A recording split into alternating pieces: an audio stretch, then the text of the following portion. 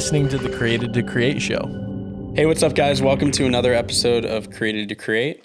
I'm excited to have you guys back if this is your second episode, or if you've been listening for the past 45 episodes, since the last 2 years. It's exciting to be here. It's exciting to know that this platform and this community can build and grow into something where a lot of people are able to connect and learn from each other. And I think my goal is to just share, talk, and then also share the experiences of my friends and the people I'm connected to and their stories as well.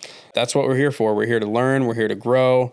We're here to help each other. If you learned something today, just comment, I learned something today, and let me know, because I think it's really cool to hear feedback from you guys on what you like to hear and just how this whole platform is helping you guys. But yeah, let's jump in, guys. Let's jump in right into today's topic.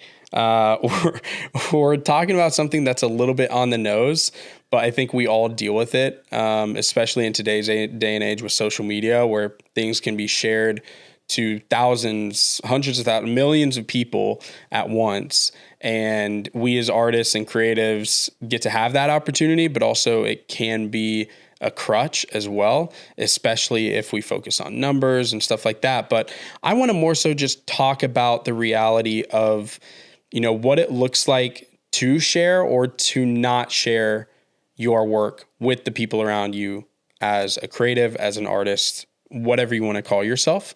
And for me, I recently had a conversation with two buddies of mine, and, we've been having these creative dialogues like every week. And we've basically been talking about, what inspires us and, different creative ideas and just kind of bouncing things off the wall. But a couple weeks ago, we chatted about this idea that, the world wants and needs to see your perspective on life.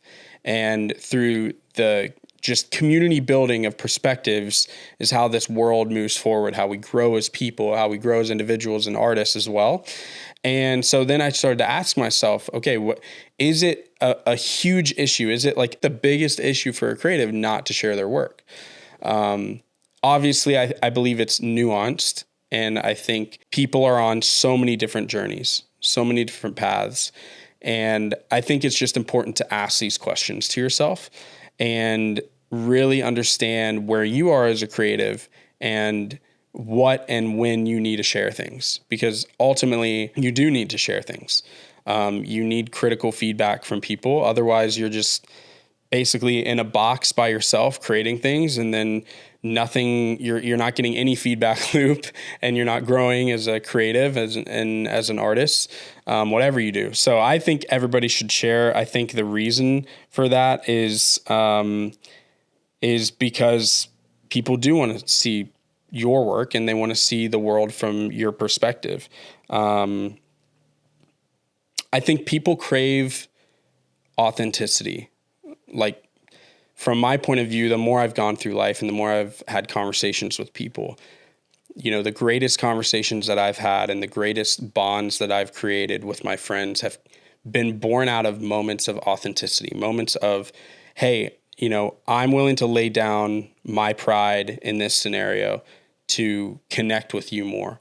And I think that's what art does, is it basically lays down your pride, because you create something, and whether you think it's good or not, when you create it, you put it out to the world and you're criticized for it, or you're praised, but most of the time you're criticized for it. And I think it's just important to do that because, one, it helps you grow, like I said, and then two, it is causing people to see the world through your eyes, which I think is the most important thing that you could do. I do want to say a disclaimer really quick. I think if you're a creative who is craving growth, I think this is for you. I think if you're somebody who isn't necessarily pursuing creative growth and pursuing like artist growth and like personal thought growth, then it's not necessarily on you to have to create work that you then share. Right? Like, if you're not a photographer, then, and you don't want to be a photographer, then, like, I'm not telling you to just go pick up a camera and take photos and you have to share those. because that's not what you're called to do. But I do think that from just a general human standpoint, we're all called to like share our perspectives with each other, which is in its own right, like it's a form of creativity, right?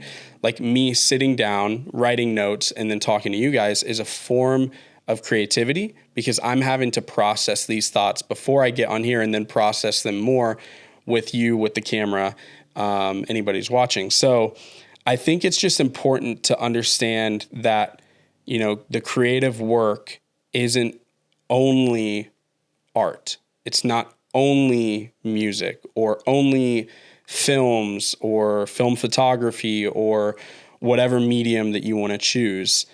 But if you are pursuing that sort of thing and you're wanting to grow yourself as a creative person, doing more and more creative things, I just think it's imperative to share them, you know? I do want to address something really quick before we bring on my buddy Reese, who I want to get his opinion on this as well. But I want to talk about social media as well. And I want to also make an argument that social media doesn't have to be the place that you share things. I think for some people, I think for me, I use social media as a tool in regard to this podcast, in regard to my other creative work, because it allows more connection and it's a gift.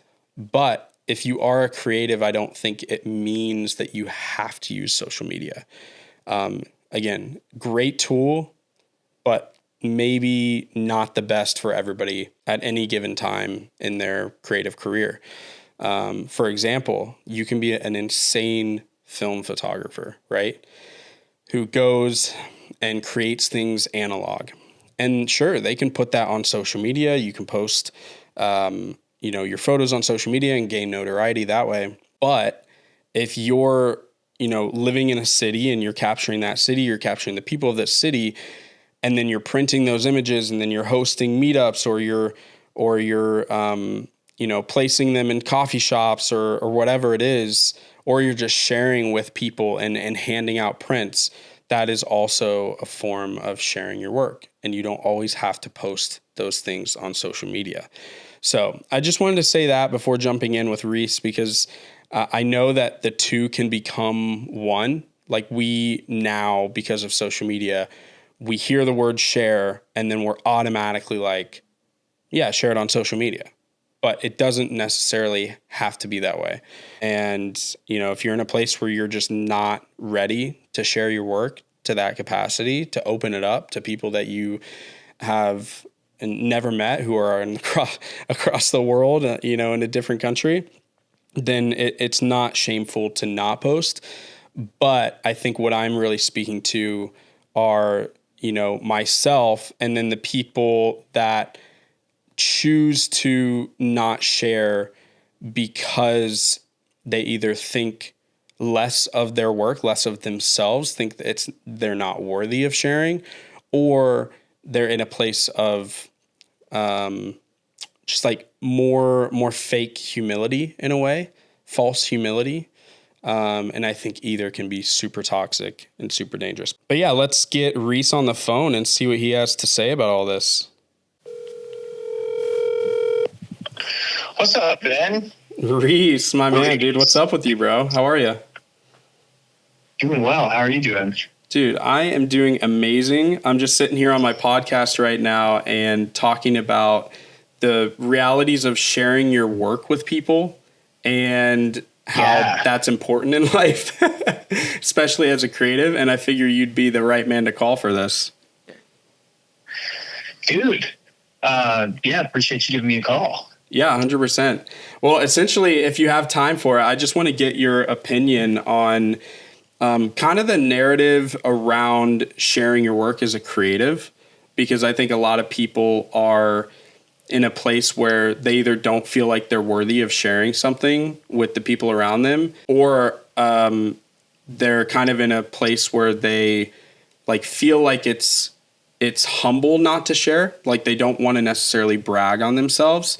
And I just wanted to get your 2 cents, because I know that you've done a lot of work with freelancers and just creatives in general. And I just want to know like what you think about sharing your work. Like, is it absolutely needed? Is it like, if you don't share your work, is that the biggest problem? Or are there even times in a creative career where it's okay and more so wise not to share your work? Yeah, that's a great question. I mean, this is a topic I'm very passionate about. I kind of have two main ideas that I was reminded of when you were just talking right now that I've written about and spoken about at length before that I'd be happy to share with you now. Dude, I would love it. The first one is this.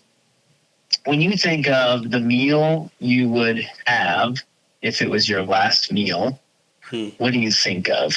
And while you're thinking of that, think of the time that you belly laughed the hardest.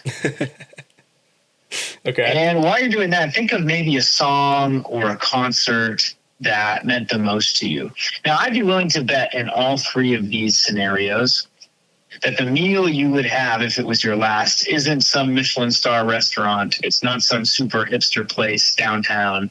The meal you would probably have if it was your last is the cooking of a family member, maybe your father or your mother or your grandparent who did cooking for you. Maybe one of your favorite meals. That's probably what you would choose if it was your last meal.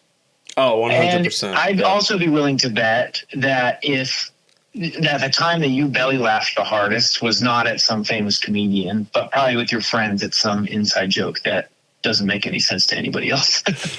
You know? So these are just a couple examples of things that are not the very best version of whatever they are. Right. You know, in all likelihood, the person who's cooking your last meal isn't a Michelin star chef. They're not Gordon Ramsay. Yeah. You know, but it means so much to you. And, you know, obviously the inside joke that you're laughing at with your friends is not the funniest thing in the world, right? Right. But you're laughing at it because it's just something goofy. Yeah, I just started thinking of like this time me and my homies were in Yosemite National Park. And we were like on this trip, right? And we're just in the hotel room and we were so delirious that for whatever reason, you know, someone said something and then another person, and then we just started belly laughing like the hardest I think I've been like in my entire life I've ever done. Yeah, totally. So now imagine for a moment you live in a world where people are too afraid to cook a meal because it's not the greatest thing, or they're too afraid to tell a joke because it's not perfectly funny, or they're too afraid to write a song or draw a picture for somebody because it's not perfect, right? That's not a world we want to live in. Right. And so I think unintentionally, when we keep our art to ourselves, what ends up happening is we rob the people we love the most of the most meaningful artistic experiences of their lives. Yeah. Yep. I agree. So, you know, and like you mentioned before, obviously there's not a time to share everything, and some things you don't want to share, and all that stuff is fine, right? But I think what happens more often than us oversharing is us undersharing. That's what we're more likely to do, is to be afraid, to be self-conscious, and not share that stuff, which ultimately, at the end of the day, you know, makes everyone's life not quite as good. I agree. Yeah. The two things I kind of had written down here are, you know, at least two things will happen whenever you share something, whether it's work or like you said, like even a meal. You will bring people together in either agreement and adoration around your work, or you will receive critical feedback from real people, which ultimately will help you grow either way. And so when I think about those two things, like I see it as a net positive either way. Like the only thing that is probably going to hurt are your feelings if you get critical feedback that you don't like. Yeah, totally. And when you think about it that way, it really exposes, why are you doing this? Is it for because you love it, or is it for your ego? You know? Yeah, very true. That's another like thing that you mentioned earlier that I kind of wanted to touch on as well too, is about this idea of ego and humility as it relates to sharing art. Dude, yeah, go for it, please. So I think often we can tell ourselves that like not posting our work or not sharing it on social media or not, you know, publishing it is a generous act because we're not bothering anybody. you know, I think sometimes the resistance, the creative resistance that we feel inside of us, can keep us from sharing our work because it wants to kill every creative project. It wants to kill all levels of risk. It wants to keep us in our comfort zone. The resistance does. Yeah. It's so true. So what it tells us is like, oh, don't bother anybody. They're not going to be interested, you know? Yeah. And it also kind of strokes our ego a little bit of like, oh, you know, you're not out here like jawing for attention like all these other people. Right. You know, you're not out here like trying to make a name for yourself or being annoying or like spamming everybody on stories, you know, whatever. Yeah. That's what the resistance is telling you, right? You're not a sociopath. Yeah, exactly. And I think one of the reasons that like sharing work challenges us so much and challenges our notions of ego is because as soon as we share something, it becomes immediately clear that we aren't secret geniuses, that the work we put out isn't perfect, you know? Exactly. Yeah. As soon as we post something, there's now like a digital ledger that says at one point in time, this was the best they could do. Yep. Yeah. You know, and so I think that's also a reason why we don't want to share is because it creates a record of how good we were at one point in time. And if we really struggle with perfectionism, you know, and ego along with that, then that's what makes it so tough. Yeah, I was literally just about to say the perfectionism or pursuit of perfection kills that because, you know, then you erase this this facade that you just had it all figured out from the get-go. Like you were saying, like, it's just like, oh, you know, I never had a phase where I was, you know, truly in the dumps or learning. Like I always had something figured out. And truly for me, like to open up, that's honestly been one of my biggest faults is the perfectionism thing, because, you know, I've always thought that I just need to work in the dark, prepare something incredible, and then share it, and it be this big thing, or it be this like monumental sharing where people are just like so stoked on what I put out. And in reality, I think, you know, I've been hindered from doing some of my best work because I haven't put the earlier versions out. I think back like really quick to when I was in college and high school. My mom, she would always get not upset necessarily, but she would always like be annoyed because I would write papers and I wouldn't do the V1, V2, V3 thing. I would just write a paper and it would take me a little bit longer to get that first draft out, but then I would just turn in that draft rather than going through the process of creation. And because I did that, you know, I may have like created some like great papers, but how much better could those papers have been and those arguments and those essays if I had gone through the process and got critical feedback at every turn? Now, I obviously like to go against that. There is such a thing as just over criticizing and getting too much feedback. But I think we're more so just talking on the side of just complete scarcity when it comes to sharing. Yeah, totally. And that goes back to what you were mentioning earlier. Is like anytime you share something, you either get encouragement or you get feedback. And if you really love the work and you're committed to creating good work that impacts people, you should be open to that. Now, if you're creating for your ego or to try to boost followers or to try to create a persona for yourself, then maybe it becomes more difficult to engage with feedback. But if your intentions are pure and you're really there for the art and for other people to impact people, then that feedback should just be a gift, you know, not to say it's always easy to receive feedback, but like that's also a skill that you can learn and develop for sure of how to receive feedback better and incorporate it. Most definitely.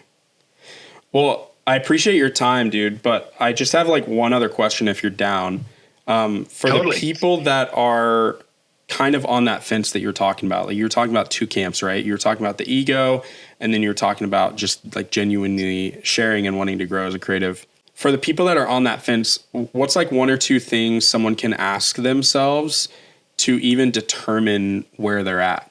Because ultimately, like if you are in the ego camp, like also how do you get out of that? That's a great question. I think that journey is a little bit different for everybody. I kind of hesitate as far as the journey with the ego to give, like one. There's no silver bullet here, right? Right. I think there's a lot of like self work and creative work, Yeah. and acceptance that needs to happen before that process becomes comfortable and enjoyable. I would say, though, that at first it will be neither comfortable nor enjoyable.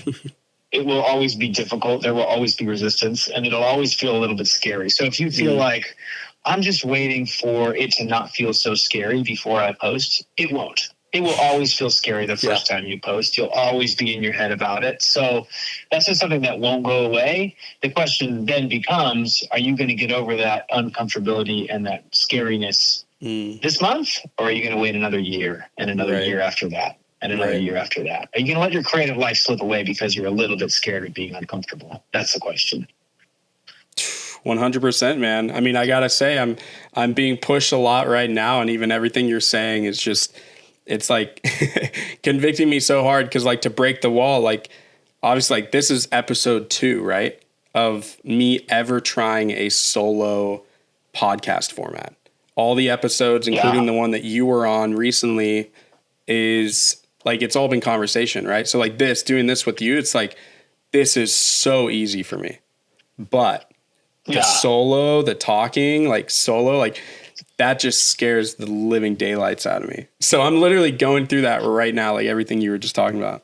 That's awesome, dude. I mean, and that's also beautiful as well, too, because here you are at a point of comfortability with the interview, but now you're kind of going back to the start again, feeling uncomfortable with the solo pod. And that's just so true for the whole part of the creative journey. It's not this thing where once you pass this threshold, you'll never be scared again. Ideally, you're always getting scared. You're always trying something new. You're always pushing yourself. Yep. Yeah, I agree, man. It's definitely rings true. I think like I've always told myself my compass in life is like just physical uncomfortability mixed with the peace of God, and like knowing that like I'll run forward, but it doesn't necessarily make it any easier getting past the uncomfortability aspect of it. Yeah, it doesn't. It doesn't. I think over time, though, once you do it enough times, you learn to accept it. Definitely. I was writing this morning, accept your dude, fate. and I was just having a bad creative session writing this morning, and just grinding through it. And then I have a mirror in my office, and I remember when I finished my session, I like walked by that mirror and I looked at myself and kind of gave myself a shrug of like, ain't this just it? Like, this is just how it goes sometimes, you know? Yep. Yeah, dang. I mean, we could talk for hours, but even just that right there is so important. Just meeting yourself where you're at and acknowledging it, because otherwise it'll just, maybe that'll be another podcast. I'll have you on again. We'll talk about that maybe, but just like the idea of just seeing yourself, acknowledging it, and then moving forward rather than, holding it all in and then it creating more of a crutch for you as you go on. Like it just builds and builds and builds, and the tension builds. And honestly, thinking meta right now, in that moment, like you're essentially sharing with yourself. You're like bouncing it literally off a mirror, and you're sharing your vulnerability, and then it's hitting you back, allowing yourself to grow in that like singular 2-second moment. Yeah. It's a journey, man. It's a beautiful journey. Beautiful journey. Well, I appreciate your words, dude. Always. You're so full of wisdom, and we got to get golfing sometime soon. Yes, I would love to. I'll see you out there. Sounds good, man. Have a good one. Thanks, Ben. Of course. Bye. Yeah. Well, yeah, man. Reese is just so full of wisdom, and I'm glad he hopped on. He summed it up best, like sharing your work is an act of humility and generosity. And the desire not to place and not to share your work out there is, it comes from ego. It comes from pride. And so like the more we can get in a rhythm of sharing, whether it's with ourselves, being vulnerable with ourselves, or with a close friend, or on social media, with the world, the more that we can, place those moments of growth in our life and continue to move forward. I really, really liked what he said about like the uncomfortability never gets less uncomfortable. You just learn to get past it quicker. And, you know, you're going to have to get past it at some point anyway. So you might as well start now rather than in a year, because the progress that you're going to have in a year is going to be insurmountable to the progress you're going to have if you start a year from now, and then it's just going to be delayed, you know? Yeah, I mean, I think that's the big takeaway. You know, start as soon as you can and just learn as much as you can in the moment, because the sooner you start, the sooner you grow, the sooner you create things that you are proud of and that people around you are proud of, and the easier that it is to get past that point of uncomfortability. So, yeah, I mean, that's about it. If you learned something, comment, I learned something down below. Let me know. And, you know, if you didn't learn something, it's okay. Just come back next week and we'll keep chatting. But thanks, guys, for tuning in. And yeah, stay creating. You're listening to the Created to Create show.